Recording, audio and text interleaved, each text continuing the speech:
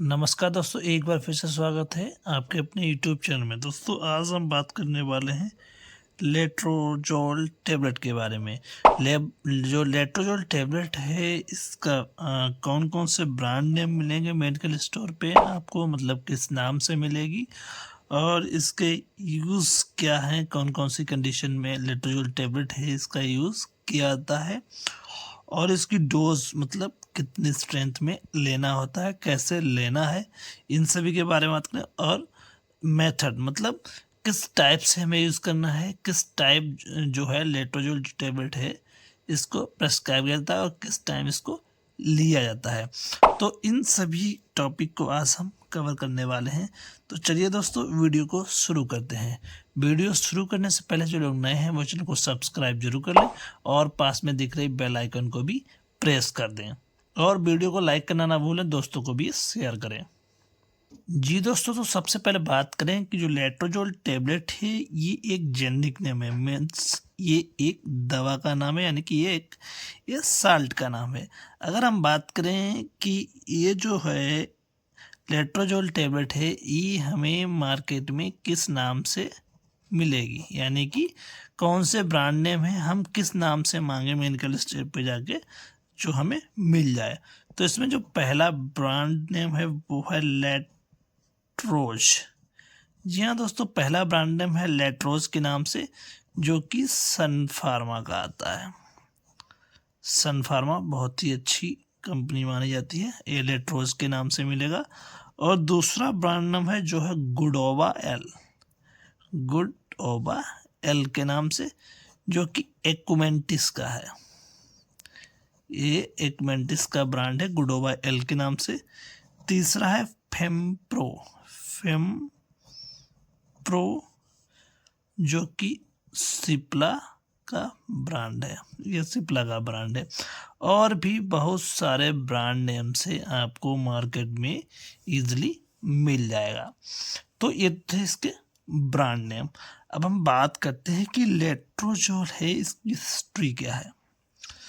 तो जो लेट्रोजोल की जो डिस्कवरी हुई थी, या जो इसको लेट्रोजोल जो दवा है इसको बनाया गया है, मोस्टली जो बनाया गया था सबसे पहले वो ब्रेस्ट कैंसर के ट्रीटमेंट ऑफ ब्रेस्ट कैंसर, यानी कि ब्रेस्ट कैंसर है उसको ठीक करने के लिए यूज़ किया जाता है लेट्रोजोल टैबलेट का।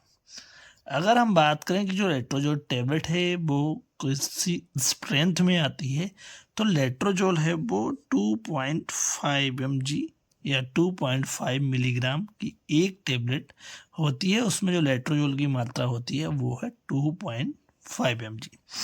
इसका जो सबसे पहले जो अप्रूवल मिला था वो मिला था ब्रेस्ट कैंसर के लिए। फिर इसको बीच में बैन भी किया गया क्योंकि इसके साइड इफ़ेक्ट भी आने लगे थे, तो इसको बैन किया गया। फिर से दोबारा अप्रूवल मिला और ये फिर से मार्केट में उतारी गई। लेकिन फिर वहाँ पे क्या देखा गया कि ये ब्रेस्ट कैंसर को तो ठीक करता था, लेकिन उसमें एक देखने को मिला साइड इफ़ेक्ट। जो साइड इफ़ेक्ट क्या था, फीमेल्स जो थी उनमें ओवल्यूशन की जो रेट थी, जो अंडोत्सर्जन की रेट थी, अंडा बनने की जो रेट थी वो इंक्रीज हो जाती थी। यानी कि जिन फीमेल्स में अंडे नहीं बन रहे थे, तो लेट्रोजोल ने क्या करा, वहाँ पे जाके अंडा बनाना, या जो एग है या जो ओवा है उसका बनाना शुरू कर दिया था लेट्रोजोल ने।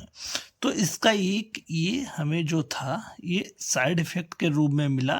तो वहाँ पे क्या हुआ, ये हमारा जो है वो एक प्लस पॉइंट बन गया। ये जो ओवल्यूशन था या जो अंडे बनने की जो प्रोसेस थी वो था तो साइड इफ़ेक्ट, लेकिन वो साइड इफ़ेक्ट बेनिफिशियल हो गया और ये यूज़फुल हो गया उन पेशेंट्स के लिए जिन फीमेल्स में अंडा नहीं बनता था। और भी एक दवा आती थी जिसको बोलते थे क्लोमीफेन के नाम से एक दवा आती है जो कि सेम लेट्रोजोल की तरह ही अंडा बनाने का काम करती है, लेकिन जो क्लोमीफेन है वो लेस इफेक्टिव है, कम वर्क करती है लेट्रोजोल से। यानी कि अगर हम क्लोमीफेन और लेट्रोजोल में बात करें तो लेट्रोजोल का जो वर्क है वो क्लोमीफेन से बढ़िया है इन कंपैरिजन टू क्लोमीफेन। क्योंकि क्लोमीफेन अगर हम किसी पेशेंट को देते हैं तो उसमें जो साइड इफेक्ट, अंडा तो बनाता है, ओवा तो बनाता है, लेकिन उसके साथ साथ ये क्या करता है, जो यूट्रस की जो बॉल है, यूट्रस की जो लाइनिंग है जहाँ पे ओवा आके अटैच होता है, उन लाइनिंग को बहुत ही ज़्यादा पतला कर देता है। तो जब पतला कर देगा तो वहाँ पे क्या होगा, जो यूट्रस की जो बॉल है या जो लाइनिंग है वो बहुत ज़्यादा वीक होने की वजह से वहाँ पे अंडा है या जो एग है वो इम्प्लांट नहीं हो पाता है। तो ये तो था कुछ क्लोमीफेन का साइड इफ़ेक्ट। तो इसीलिए डॉक्टर लोग क्या करते हैं, क्लोमीफेन से ज़्यादा लेट्रोजोल को देना पसंद करते हैं, क्योंकि इसका रिस्पॉन्स जो है वो ज़्यादा मिलता है कंपेरिजन टू क्लोमीफेन। और एक दूसरा पॉइंट प्लस ये भी है कि जो क्लोमीफेन हमने शुरू में क्या दिया, पेशेंट को क्लोमीफेन दिया, लेकिन वहाँ पे अंडे नहीं बने, उसका क्लोमीफेन का रेजिस्टेंस हो गया। तो रेजिस्टेंस जब डेवलप हुआ तो उस रेजिस्टेंस को हम दूर करने के लिए लेट्रोजोल टेबलेट का यूज़ करके हम अंडे को बना सकते हैं, ओवल्यूशन कर सकते हैं। तो ये तो कुछ सामान्य जानकारी थी लेट्रोजोल के बारे में। और अब हम बात करें कि जो इसका यूज़ है, यानी कि जो यूजेस हैं वो कौन कौन से हैं, लेट्रोजोल टेबलेट को हम कौन कौन सी कंडीशन में दे सकते हैं। तो इसमें जो पहला यूज़ हम जो जिसके लिए मेन बना, वो जो ब्रेस्ट कैंसर है, स्तन कैंसर जिसको बोलते हैं, स्तन कैंसर में इसको दिया जाता है, स्तन कैंसर को ट्रीट करने के लिए या ब्रेस्ट कैंसर को। दूसरा है फीमेल इनफर्टिलिटी,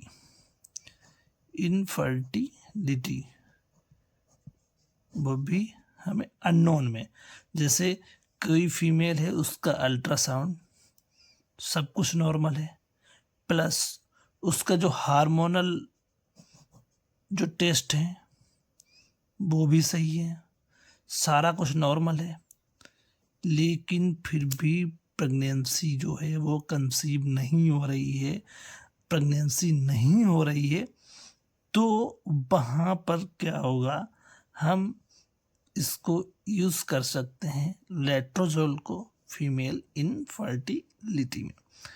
तीसरा जो इसका यूज है वो है पीकॉस, पॉलीसिस्टिक ओवेरी सिंड्रोम। तो जो पीकॉस के पेशेंट हैं तो उन पेशेंट में भी हम पीकॉस जो है, पॉलीसिस्टिक ओवेरी सिंड्रोम जो है, उसको ठीक करने के लिए, पीसीओडी को ठीक करने के लिए हम लेट्रोजोल टेबलेट है इसको प्रेस्क्राइब कर सकते हैं। इसको प्रेस्क्राइब करने से जो पीसीओडी के जो पेशेंट हैं उनमें इनफर्टिलिटी की प्रॉब्लम है, वो कंसीव नहीं कर पा रहे हैं, तो उसको भी सॉल्यूशन किया था। क्योंकि जब पीसीओडी की प्रॉब्लम होगी तो वहाँ पे अंडा नहीं बनेगा या ओव्यूलेशन नहीं होगा, तो उसमें हम जो ये लेट्रोजोल टेबलेट है इसको यूज़ करके पीसीओडी पेशेंट को दे करके अंडा बना सकते हैं। नेक्स्ट इसका यूज़ है एंडोमेट्रियोसिस। एंडोमेट्रियोसिस आपने पढ़ा होगा कि एंडोमेट्रियोसिस क्या होता है। इसमें क्या होता है, यूट्रस की जो लाइनिंग होती है सेम वैसे ही स्ट्रक्चर जो है वो आउटर वॉल पे भी बनने लगते हैं, उस कंडीशन को हम बोलते हैं एंडोमेट्रियोसिस। तो इसका यूज़ एंडोमेट्रियोसिस के जो पेशेंट हैं उनमें भी किया जाता है। अब दोस्तों हम बात करें कि इसकी यूज़ के बारे में कि इसकी जो डोज क्या है, डोज हमें कितनी देनी है। तो आपको ये 1 टेबलेट ओडी देना होता है नाइट में, आपको डेली 1 टेबलेट रात में सोते समय पेशेंट को देना है। अब बात करें कि हम जो टेबलेट है इसका मेथड क्या है देने का, तो इसका मेथड जो होता है 2 भागों में बांटा गया। 2 टाइप से हम इसको दे सकते हैं, पहला और दूसरा। पहला मेथड है कि अगर किसी की पीरियड 1 तारीख से अगर स्टार्ट हुआ तो उसे हम पहला दिन जोड़ेंगे, तो उस हिसाब से क्या होगा, हमें 3rd डे से कंटिन्यू करना है। डे 3rd से हमें कंटिन्यू है 5 दिन तक देना है, यानी कि 5 टेबलेट हमें एक बार देनी है। तीसरे दिन, चौथे दिन, 5वें दिन, 6ठे दिन और 7वें दिन, यानी कि 5 टेबलेट देनी है। तीसरे दिन से शुरू करना है। अगर हम तीसरे दिन से शुरू करेंगे तो वहाँ पे जो फिजिकल रिलेशन है या जो सेक्स करने की जो टाइमिंग है वो 11वें दिन से लगा के 18वें दिन तक कंटिन्यू, या तो रोज़ करें 11वें दिन, 12वें दिन, 13वें दिन, ऐसे 18वें दिन को या तो एक एक दिन छोड़ के सेक्स करें तो वहाँ पे कंसीव होने के चांस ज़्यादा हैं। ध्यान रहे, पहला अगर हम तीसरे दिन से स्टार्ट कर रहे हैं तो 11वें दिन से करना है, 18वें दिन तक सेक्स फिजिकल रिलेशनशिप में रहना है कंटिन्यू, या एक दिन का अल्टरनेट पे। दूसरा जो मेथड है वो हम 5 डे से भी इसको पेशेंट को दे सकते हैं, लेकिन उसमें जो फिजिकल रिलेशन की जो टाइमिंग है या जो सेक्स करने की जो डेट है वो है 16 से लगा के 19वें दिन तक। जब 5वें दिन से देंगे हम, यानी कि 5वें, 6ठे, 7वें, 8वें, 9वें, 10वें में 5 दिन तक देंगे। उसके बाद 16 से 19 तक कंटिन्यू फिजिकल रिलेशन में रहना है, डेली सेक्स करना है, जिससे क्या होगा कि जो 16 से 19 दिन के बीच में अंडा निकलने का चांस है, जिससे क्या होगा जो स्पर्म है वो इससे मीट कर सके और वहाँ पे जो है फर्टिलाइजेशन कर सके। तो ये मैंने आपको दोनों ये बता दिए हैं कौन से दिन से शुरुआत कर रहे हैं और उसमें कौन से दिन पे रिलेशन में रहना है। लेकिन अगर बात करें इसके रिसर्च के बारे में तो इसमें जो बेस्ट माना गया वो पहला ऑप्शन माना गया कि पेशेंट को पीरियड जिस दिन शुरू हो उससे तीसरे दिन से शुरू कर देना चाहिए, 5 दिन तक कंटिन्यू रखना है। फिर देखना है कि जब 1 मंथ ओवर हो जाए उसके बाद टेस्ट करना है। अगर पॉजिटिव आता है तब तो सही, नहीं तो दोबारा रिपीट कर सकते हैं, लेकिन ये 3 महीने से ज़्यादा नहीं रिपीट करना चाहिए।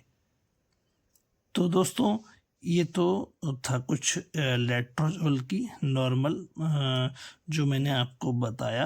अब दोस्तों बात करें कि लेट्रोजोल टेबलेट में साइड इफ़ेक्ट कौन कौन से हमें देखने को मिलते हैं।